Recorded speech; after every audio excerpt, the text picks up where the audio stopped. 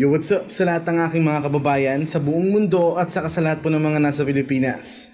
Ako po si Mr. Riyoh. Pasensya na po talaga dahil sobrang busy lang talaga. Pero ngayong Ramadan, magkakaroon po ako ng maraming oras para makagawa ng video. And inshallah matapos ko na rin ang mission ko. At pag natapos ko na ang mission ko, hihintayin ko na lang po kung magkakaroon pa ba ng Mr. Riyoh Chapter 2. Pero kung wala, okay lang. Tambay-tambay na lang tayo sa FB. So shoutout muna sa lahat ng mga ka-DDS natin sa buong mundo. Hello po sa inyong lahat. So simulan na po natin ang topic natin ngayon. Ayon sa Philippine Information Agency na government website, binisita ni Senator Bam Aquino ang Marawi City noong May 19 para umpisahan ang unang negosyo center sa Autonomous Region in Muslim Mindanao or ARM, and the specific location is Marawi City. After 4 days ng pagbisita niya sa Marawi City, umatake ang teroristang grupo ng Maute na sumanib sa mga basurang teroristang ISIS. Nagkataon nga lang bang nanggaling doon si Bam Aquino? O may koneksyon ng mga pangyayari? May kumakalat din sa social media na ang PNP escorts niya ay hanggang Iligan City lang. Meron daw pumalit na escort from Iligan City to Marawi City. You know what? I smell something fishy sa mga info na nakikita ko. Ewan ko lang kung totoo to pero dahil nanggaling nga siya doon, may punto nga yung info na yun. At talagang sinabay pa nila ang pag-atake sa pagpunta ni President Duterte sa Russia. Halatang halata ang mga galawan nila no? At tingin ko, may connection din ang bantang iniwanan ni Trollianes sa interview na to sa mga nangyari sa Marawi at sa mga mangyayari pa. Ngayon dahil pinagtatakpan, mapupunta na lang tayo sa ibang mga modes kung paano lalabas itong katotohanan na ito. So, sa mga ganong paraan, hindi na nila makokontrol kung ano man ang outcome. Maraming paraan. So, abangan na lang nila. So, congratulations sa mapangahas na oposisyon na nagplano ng mga katangahan na to dahil pinush nyo si President Duterte na magdeklara ng martial law sa Mindanao. Dapat nga ginawa niya ng buong Pilipinas at ang mapakulong na ang mga basura sa gobyerno. So, ito ang simpleng tanong dyan. Sino ba ang may ayaw na makipagkaibigan tayo sa Russia? Di ba ang mga kano? So kung connected si Bam Aquino sa Maute group na to at connected ang Maute sa ISIS tapos ang ISIS connected sa CIA at ang CIA ay intelligence agency ng Amerika, may kinalaman sila dito dahil ayon sa aking pananaliksik, ang Amerika at ang CIA lang din ang gumawa ng ISIS.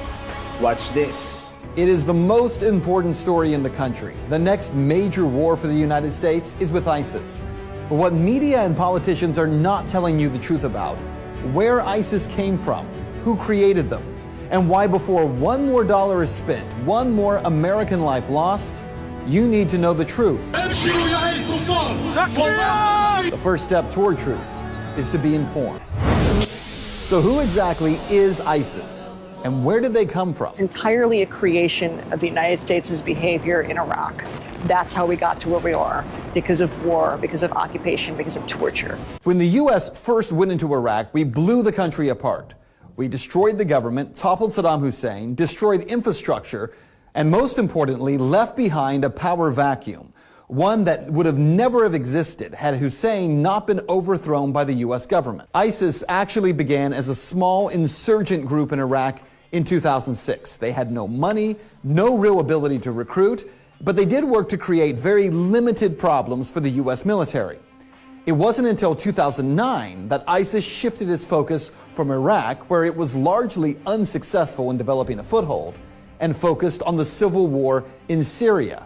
Even there, ISIS struggled to gain any foothold because the two largest groups fighting against President Bashar al-Assad were al-Nusra Front, or Al-Qaeda, and the Free Syrian Army. In June of 2013, a northern general for the Free Syrian Army spoke out on Al Jazeera, Qatar, and stated that if international forces did not send weapons, the rebels attempting to overthrow Syrian President Bashar al-Assad would lose their war in just 1 month.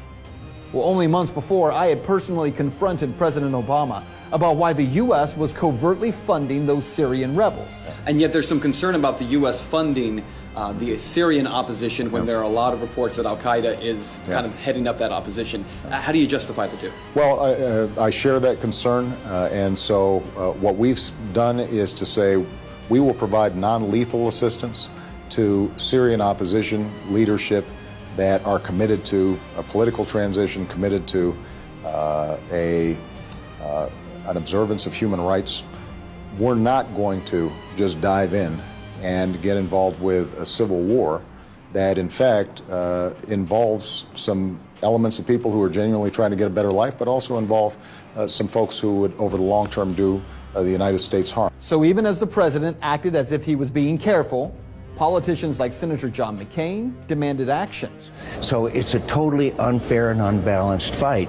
And now the rebels are the freedom fighters, the Syrian National Army are being beaten every place around Syria because of the overwhelming firepower, and air power is really the deciding factor.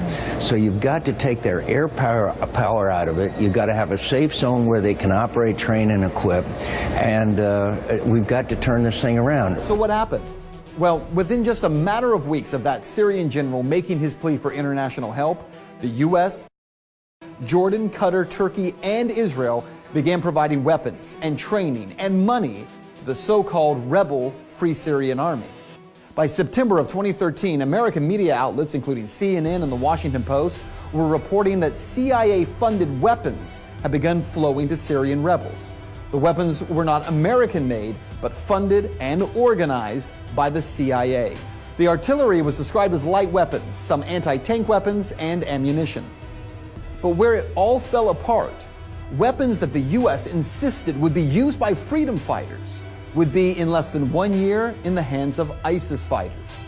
So where were these fighters coming from? Actually, from the Free Syrian Army, the group that John McCain insisted would help the U.S. to overthrow Assad. That same group actually giving weapons, selling weapons, and sending fighters to join with this new group called the Islamic State. It was in June of 2014 when suddenly, after being a no-name group in Syria, that ISIS emerged, heavily armed and trained by U.S. and coalition special forces, making a dramatic entrance by crossing back over the Syrian border into Iraq, capturing Mosul and much of the northern part of the country. One of the most important facts that mainstream media ignores time and time again is that ISIS was able to grow so fast because of all the U.S. military equipment they were able to seize, equipment that our military left in Iraq, truckloads of Humvees, tanks, and weaponry that instead of taking or destroying, the U.S. government simply decided to leave behind. Even when the U.S. government knew that ISIS fighters were capturing that equipment, for crying out loud, these guys were posting pictures of themselves driving and standing on U.S. military equipment, making video of themselves with it, we did nothing. Well, there are so many questions that we could ask, but let's just cut to the chase here, because what you need to know about this is that ISIS is not the creation of American inaction, which is what the media is going to tell you. No, they are the product of direct action. First, the action of creating a power vacuum in Iraq, and secondly, arming violent jihadists, hoping they would overthrow a leader in a neighboring Middle Eastern country. McAdams says the U.S. government is a victim of its own insane policies.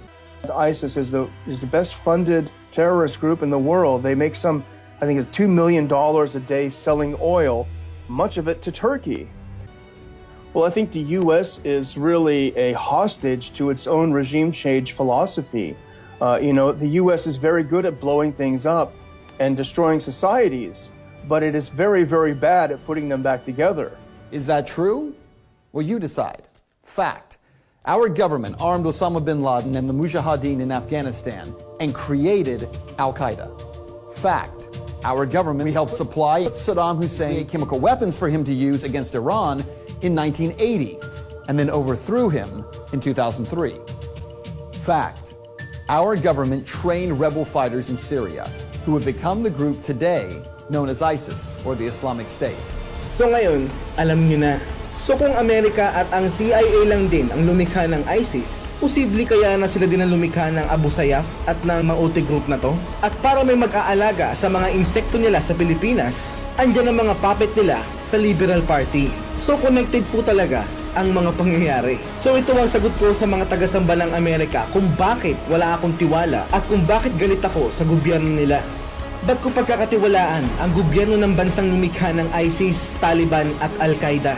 At bakit ko pagkakatiwalaan ang bansang sumakop sa bansang pinakamamahal ko mahigit 100 taon na ang nakakaraan? At pumatay ng libu-libong mga kababayan natin na binura nila sa mga fabricated history books na pinabasa nila sa atin? At marami silang binura sa kasaysayan natin. Mapagtakpan lang ang katotohanan sila ang totoong kaaway natin.